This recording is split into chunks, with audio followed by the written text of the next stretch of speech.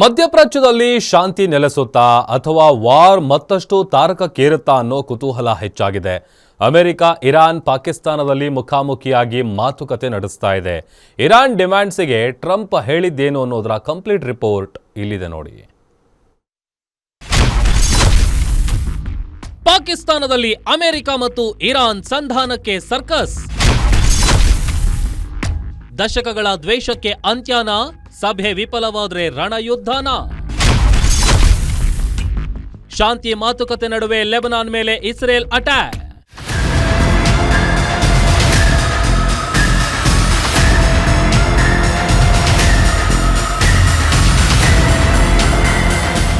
ದಶಕಗಳಿಂದ ಪರಸ್ಪರ ಶತ್ರುಗಳಂತೆ ಕಾದಾಡುತ್ತಿರುವ ಇರಾನ್ ಮತ್ತು ಅಮೆರಿಕ ಈಗ ಸಂಧಾನದ ಹಾದಿಗೆ ಬಂದಿವೆ.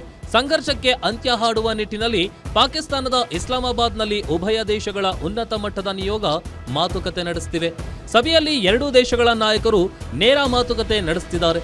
ಅಮೆರಿಕವನ್ನು ಉಪಾಧ್ಯಕ್ಷ ಜೆಡಿ ವ್ಯಾನ್ಸ್ ನೇತೃತ್ವ ವಹಿಸಿದ್ರೆ, ಇರಾನ್ ಅನ್ನು ಸಂಸತ್ತಿನ ಸ್ಪೀಕರ್ ಮೊಹಮ್ಮದ್ ಬಗರ್ ಗಾಲಿಬಾಫ್ ನೇತೃತ್ವ ವಹಿಸಿದ್ದಾರೆ. ಮಾಹಿತಿ ಪ್ರಕಾರ ಮೊದಲ ಸುತ್ತಿನ ಸುಮಾರು 3 ಗಂಟೆಗಳ ಕಾಲ ನಡೆದ ಮಾತುಕತೆ ಅಂತ್ಯವಾಗಿದೆ. ಇರಾನ್ ಲೆಬನಾನ್ ಮೇಲಿನ ದಾಳಿಯನ್ನ ತಕ್ಷಣವೇ ನಿಲ್ಲಿಸಬೇಕೆಂದು ಒತ್ತಾಯಿಸಿದೆ.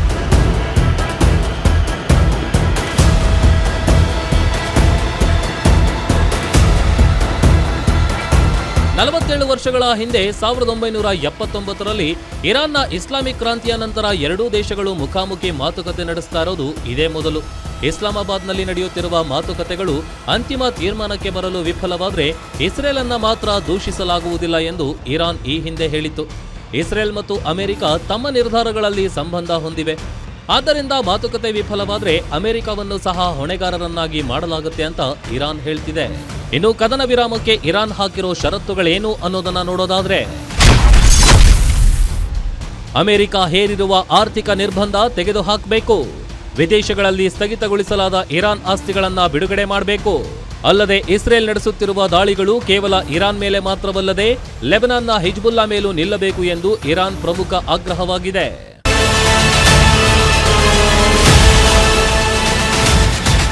ಇತ್ತ ಅಮೆರಿಕ ಕೂಡ ಇರಾನ್ ಮುಂದೆ ಕಠಿಣ ಬೇಡಿಕೆಗಳನ್ನ ಇಟ್ಟಿದೆ. ಆ ಡಿಮ್ಯಾಂಡ್ಸ್ ಏನು ಅನ್ನೋದನ್ನ ನೋಡೋದಾದ್ರೆ, ಇರಾನ್ ತನ್ನ ಯುರೇನಿಯಂ ದಾಸ್ತಾನುಗಳನ್ನ ಒಪ್ಪಿಸಬೇಕು, ಇರಾನ್ನಲ್ಲಿ ಕ್ಷಿಪಣಿ ಅಭಿವೃದ್ಧಿ ನಿಲ್ಲಿಸಬೇಕು, ಇರಾನ್ ಜೈಲಿನಲ್ಲಿರುವ ಅಮೆರಿಕದ ಪ್ರಜೆಗಳನ್ನ ಬಿಡುಗಡೆ ಮಾಡಬೇಕು, ಹರ್ಮುಜ್ ಜಲಸಂಧಿಯನ್ನ ಸುಗಮ ಸಂಚಾರಕ್ಕೆ ಮುಕ್ತಗೊಳಿಸಬೇಕು.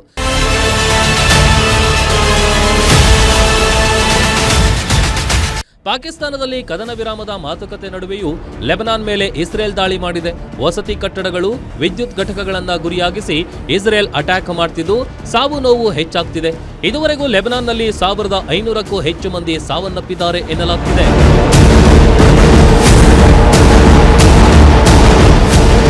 ಒಟ್ಟಾರೆ ಇವತ್ತು ಮಧ್ಯಪ್ರಾಚ್ಯದಲ್ಲಿ ಶಾಂತಿ ನೆಲೆಸಲು ಪಾಕಿಸ್ತಾನದಲ್ಲಿ ಶಾಂತಿ ಮಾತುಕತೆ ನಾಳೆಯೂ ಮುಂದುವರಿಯುವ ಸಾಧ್ಯತೆ ಇದೆ.